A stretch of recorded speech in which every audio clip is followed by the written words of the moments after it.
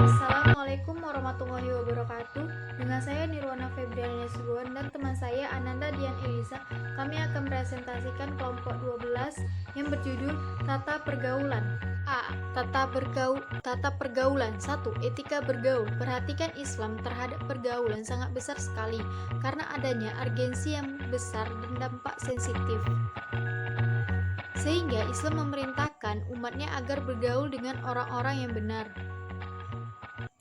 An Abi Musa radhiyallahu anhu an Nabiyya sallallahu alaihi wasallam qala masalul jalisi salihi was-sawi kahamilil miski wa nafiqil kiri fahamilul miski imma an yuhziyaka wa imma an tabta'a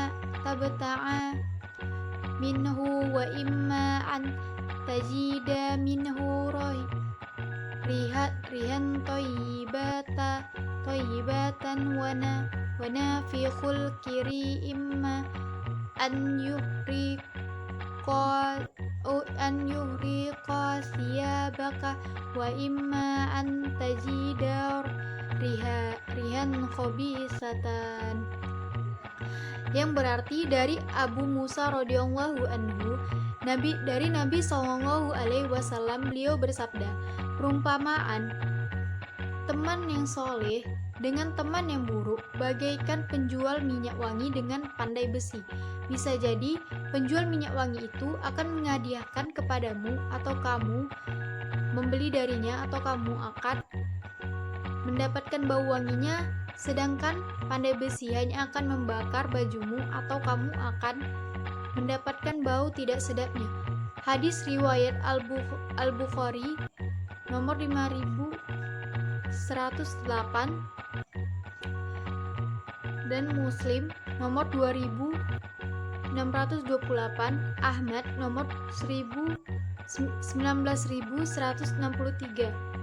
2. Tata cara pergaulan lawan jenis. Adapun pergaulan antara pria dan wanita atau sebaliknya, maka itulah yang menimbulkan berbagai problem yang memerlukan pengaturan dengan suatu peraturan tertentu. Pergaulan pria dan wanita itulah yang melahirkan interaksi yang timbul karenanya. Islam sebagai agama yang mempunyai karakteristik moderat memberikan batasan pergaulan antara lawan jenis. Sistem interaksi atau pergaulan dalam Islamlah yang menjadikan aspek ruhani sebagai landasan dan hukum-hukum syariat. Tolak ukur yang di dalamnya terdapat hukum-hukum yang mampu menciptakan nilai-nilai seseorang yang memiliki naluri, perasaan, dan akal. Dengan hukum-hukum inilah Islam dapat menjaga interaksi antara pria dan wanita, sehingga tidak menjadi interaksi yang mengarah pada hubungan lawan jenis atau hubungan yang bersifat seksual. Tata cara pergaulan lawan jenis berdasarkan reputasi hadis. 1. Haram duduk berdua dengan perempuan yang bukan mahram. Uqbal ibnu Amir radhiyallahu anhu menerapkan yang berarti bahwasanya Rasulullah SAW bersabda, janganlah kamu masuk ke kamar-kamar perempuan. Seorang laki-laki Ansor berkata, ya Rasulullah, terangkanlah padaku bagaimana hukum masuk ke dalam kamar ipar perempuan. Nabi SAW menjawab, ipar itu adalah kematian atau kebinasaan. Hadis riwayat Bukhari Muslim. Nabi tidak membenarkan kita masuk ke kamar-kamar perempuan, maka hal ini memberi pengertian bahwa kita dilarang duduk-duduk berdua-duaan saja dalam sebuah bilik dengan seorang perempuan tanpa mahramnya. Ahli hadis tidak ada yang mengetahui nama orang Ansor yang bertanya kepada Rasul tentang hukum kerabat-kerabat si suami yang selain dari ayah dan anaknya masuk ke tempat istri si suami itu. 2. Haram melihat perempuan yang bukan mahram. Dari Abu Hurairah radhiyallahu anhu dari Nabi Muhammad SAW, beliau bersabda, telah ditentukan lagi bagi anak Adam atau manusia, bagian zinanya di mana ia pasti mengerjakannya.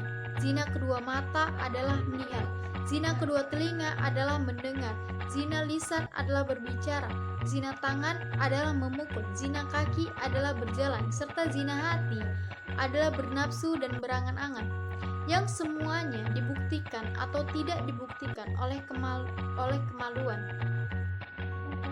Assalamualaikum warahmatullahi wabarakatuh. Saya Ana Median Elisha dengan NIM 0308201007. Di sini saya akan menjelaskan tentang sopan santun duduk di pinggir jalan. Pasar dan jalan adalah tempat umum, tempat bertemunya banyak orang untuk memenuhi kebutuhan mereka. Sebagai seorang muslim yang ketika berada di jalan, pedulikanlah beretika dan sopan santun yang baik. Dari Abu Sa'id Al-Khudri, Rasulullah SAW bersabda, kami semua harus menghindari untuk duduk di atas jalan atau di pinggir jalan. Rasulullah melarang duduk di pinggir jalan, baik di tempat duduk yang khusus seperti di atas kursi, di bawah pohon, dan lain-lain. Sebenarnya larangan tersebut bukan berarti larangan pada tempat duduknya, yakni membuat tempat duduk di pinggir jalan itu haram. Selanjutnya yaitu menyebarluaskan salam.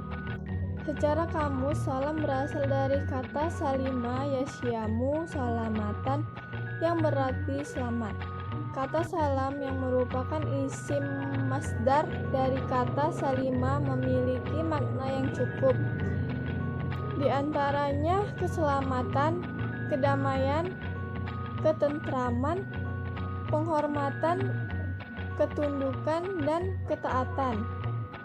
Inilah makna-makna kamus yang ada dalam salam. Dari kata salimah muncul kata aslama, yang artinya menyelamatkan, mendamaikan, menundukkan, dan seterusnya. Dari kata aslama inilah muncul kata Islam yang kemudian menjadi nama dari agama kita. Al-Zarzani mendefinisikan salam sebagai selamatnya seseorang dari bencana di dunia atau di akhirat.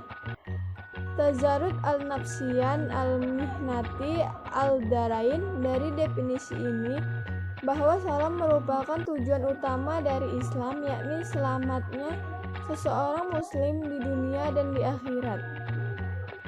Yang terakhir yaitu kesimpulan. Pergaulan yang baik ialah melaksanakan pergaulan menurut norma-norma kemasyarakatan yang tidak bertentangan dengan hukum syara, serta memenuhi segala hal yang berhak mendapatkannya masing-masing menurut norma kadarnya.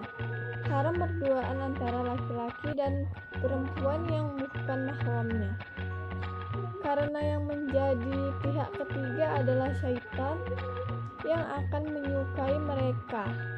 Anjuran sopan santun ketika duduk di jalan yaitu 1. Menjaga pandangan mata, 2. Tidak menyakiti, 3. Menjawab salam, 4. Memerintahkan kepada peringatan dan melarang kepada kemungkaran.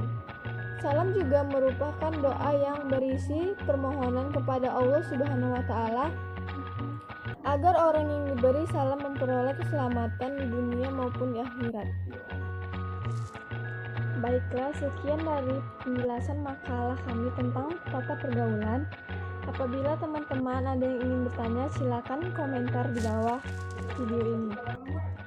Saya tutup dengan wabillahi taufiq wal hidayah. Wassalamualaikum warahmatullahi wabarakatuh.